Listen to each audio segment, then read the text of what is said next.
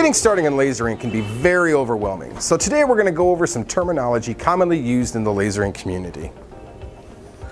The first term that we're going to cover is called raster engraving, otherwise known as just rastering. What rastering is your laser taking off that top layer of the material of your choice to reveal whatever layer is underneath. For example, our laserable leatherette. We have leatherette that's red that'll raster to black. We have leatherette that's blue that'll raster to silver.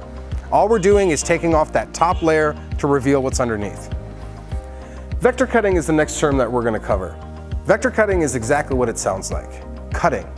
Unlike rastering, where you're just taking the top layer off, you are actually cutting all the way through the material. Depending on what laser you have will actually determine what materials you can cut through. The last things that we're going to cover are speed and power.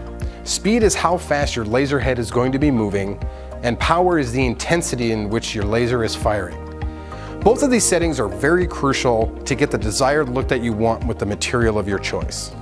And now you know.